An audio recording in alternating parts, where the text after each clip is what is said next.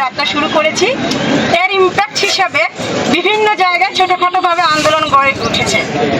এই আন্দোলন শাহবাগে আমরা ব্লক কর্মসূচির মাধ্যমে সম্পন্ন করব ইনশাআল্লাহ। যতদিন আমরা আমার ভাইয়ের হত্যার বিচার না হবে আমরা ঘরে ফিরবো না। এটা শুধু ওসমান হাদি হত্যার বিচার না, এটা বাংলাদেশের জয় পরাজয়ের বিচার। বাংলাদেশ হেরে যাবে নাকি মাথা উঁচু করে দাঁড়াবে? জুলাই হেরে যাবে নাকি জুলাই মাথা উঁচু করে বাঁচবে? আমরা কি জুলাইকে ভুলে যাব? ওসমান হাদির হত্যার বিচার না হওয়া মানে জুলাইকে ভুলে যাওয়া। আমরা কি জুলাইকে ভুলে যেতে দেব? আমরা কি 1700 শহীদদেরকে ভুলে গেছি? আমরা কি 17 বছরের গুমের শিকার, খুনের শিকার, হত্যার শিকার তাদেরকে ভুলে গেছি? আমরা ভুলিনি।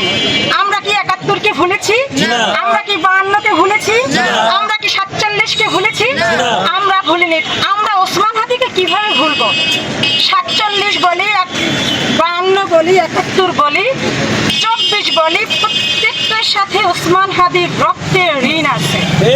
ওসমান হাদি দেখিয়ে দিয়েছে কিভাবে আমাদের 47 থেকে 24 হলো। আমরা কোনোটাকে বাদ দিয়ে আমাদের আন্দোলন, আমাদের দেশকে বাঁচাতে পারবো না। ওসমান হাদির দুটো সাংস্কৃতিক লড়াই ছিল, আপনাদের জানা দরকার।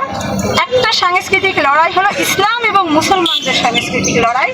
আমাদের মুসলমানদের কালচারগুলি কিভাবে ভারতীয় হেজিমনি কিভাবে আমাদের কাছ থেকে কেড়ে নিয়েছে।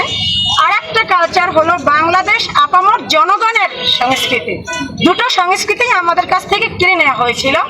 ওসমান হাদি এখানে একটা বিপ্লব ঘটিয়েছে। বাংলাদেশের আপামর জনগণের সংস্কৃতি তাদের কাছে ফিরিয়ে দেওয়ার যে প্রত্যয় ওসমান হাদি করেছিলেন, সেই আগুন সারা বাংলাদেশে জ্বলে এসেছে এবং বিপ্লব চলছে। জনগণের সংস্কৃতি জনগণের কাছে ফিরিয়ে দেওয়ার, মুসলিম এবং ইসলামের সংস্কৃতি এটাও মুসলমানরা জেগে উঠেছে। আমরা দেখেছি আমাদের সামনে ঈদুল আজহা। আমরা ঈদুল আজহা আসলেই আমরা সোশ্যাল মিডিয়ায় দেখি কোরবানি না দিয়ে আপনি টাকা দান করেন, কোরবানির চেয়ে আপনি এই টাকাটা সদ্গা করেন। এটা হলো ভারতীয় আগ্রাসনের একটা চাল, ইসলাম ও মুসলিম সংস্কৃতি ধ্বংস করার একটা কৌশল। এটা একটা শাহবাগীদের কৌশল। এই কৌশলের মধ্যে শাহবাগ জড়িয়ে আছে। ওসমান হাদি শাহবাগকে ভাঙতে পেরেছিল। ওসমান হাদি ভারতীয় আগ্রাসনের বিরুদ্ধে কিভাবে জনগণ কথা বলতে হয় মাথা উঁচু করে সেটা বলেছিল।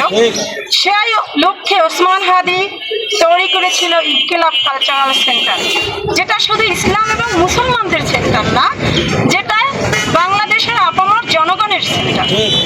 এই ওসমান হাদির ইনকিলাব কালচারাল সেন্টারকে শক্তিশালী করতে হলে সারা বাংলাদেশের প্রত্যেক বিভাগে, জেলায়, উপজেলায়, ইউনিয়নে ছোট ছোট কালচারাল সেন্টার তৈরি করতে হবে, যেখান থেকে ইসলাম এবং মুসলমানের এবং বাংলাদেশের জনগণের সাংস্কৃতিক লড়াই চালু থাকে এবং মুসলমানের সংস্কৃতি মুসলমানের কাছে ফিরে যাবে, বাংলাদেশ আপামর জনগণের সংস্কৃতি তাদের কাছে ফিরে যাবে।